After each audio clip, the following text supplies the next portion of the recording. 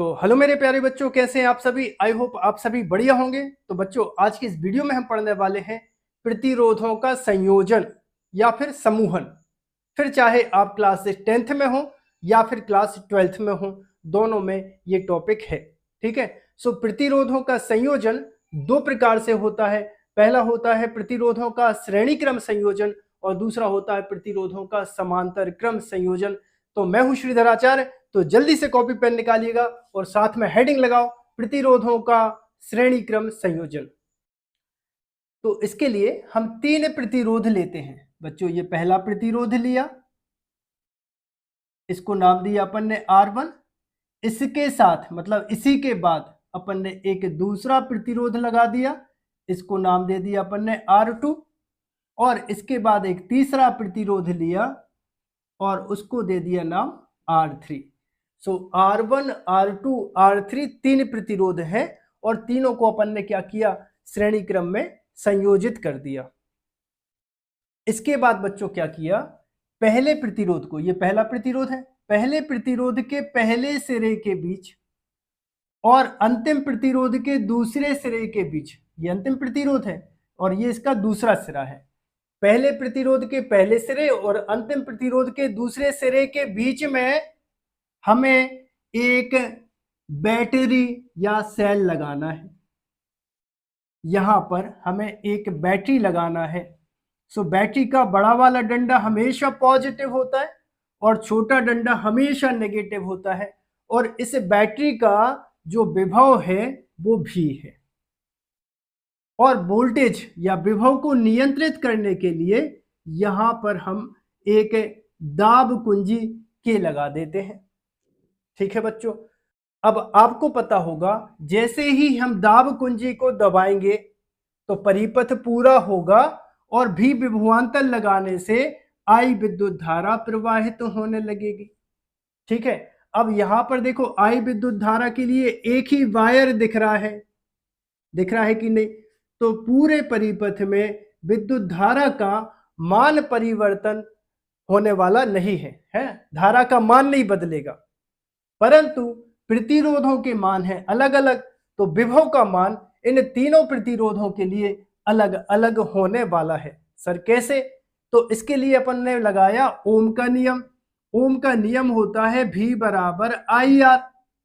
अगर इस ओम के नियम को पहले प्रतिरोध के लिए लगाओगे बच्चों तो यहां तो हो जाएगा R1। धारा भले ही आई है लेकिन प्रतिरोध तो R1 है, तो यहां पर विभव कितना हो जाएगा, V1 हो जाएगा।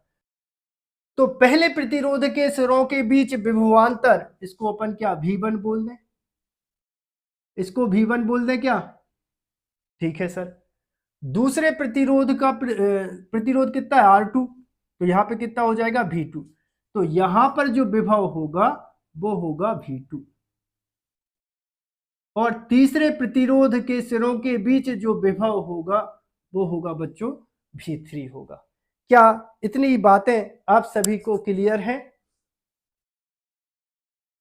तब पहले प्रतिरोध के सिरों के बीच उत्पन्न विभवांतर V1 बराबर, धारा तो बदल नहीं रही तो ये I और प्रतिरोध कितना है R1, तो यहां पे आ जाएगा R1। ठीक है। इसको देंगे अपन समीकरण नंबर 1। तथा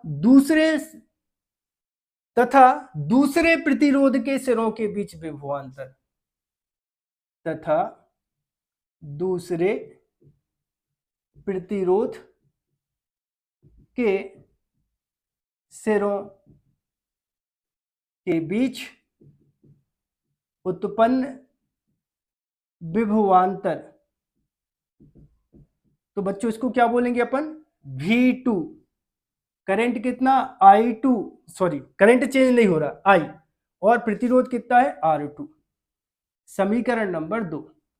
इसी प्रकार तीसरे प्रतिरोध के सिरों के बीच उत्पन्न विभवांतर, ठीक है, विभवांतर एक ही बात होती है यहां पर, तो इसको क्या लिखेंगे बच्चों, V3 बराबर कितना होगा IR3, समीकरण नंबर 3। बोलो यहां तक सभी बातें क्लियर है क्या?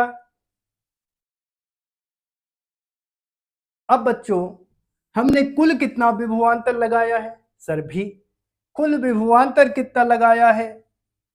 कुल विभवांतर कितना लगाया है बच्चों? भी, जो कि 3 भागों में बट गया है, V1, V2 और V3। तीनों को अगर हम जोड़ दें, V1, V2 प्लस V3, कुल विभवांतर हमें मिल जाएगा। अब समीकरण 1, 2 और 3 में V1, V2 और V3 के मान है क्या? मान रख दें। ठीक है, यहां पर लिख देना समीकरण 1, 2 व 3 से मान रखने पर, तब बच्चों ये हो जाएगा V इक्वल V1 का मान कितना है? V1 का मान कितना है? IR1। फिर V2 का मान कितना है? IR2। फिर V3 का मान कितना है? IR3।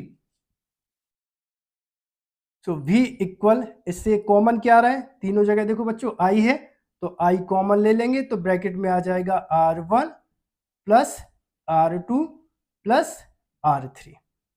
ठीक है। अब बच्चों वीडियो को पॉज करके इतना जल्दी से नोट कर लीजिए।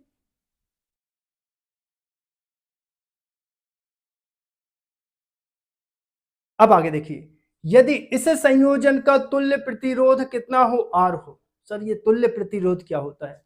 अरे हम ये कह रहे हैं कि ये R1, R2, R3 समझ लो 3 भाई है, पहले अलग अलग ताकत लगा रहे थे, तीनों ने अब श्रेणी क्रम में जुड़ के फिर ताकत लगा रहे, तो उस टाइम पे उनकी जो ताकत है, मतलब उसका जो प्रतिरोध है, उसको बोलेंगे तुल्य प्रतिरोध। यदि इस संयोजन का तुल्य प्रतिरोध R हो तो विभव तो भी है, तुल्य प्रतिरोध कितना हो गया? R। धारा कितनी है? I। तो हम इसको V बराबर IR लिख सकते हैं क्या? यस सर लिख सकते हो। इसको समीकरण हम 4 दे दें क्या? बिल्कुल दे दो। इसको समीकरण 5 दे दें क्या? मनचाहे समीकरण जितने चाहे दे दो, कोई दिक्कत की बात नहीं है। सो समीकरण 4 और 5 को बराबर कर दो। अरे यहाँ पर V का मान रखना है बंधु। V का मान कितना है? IR।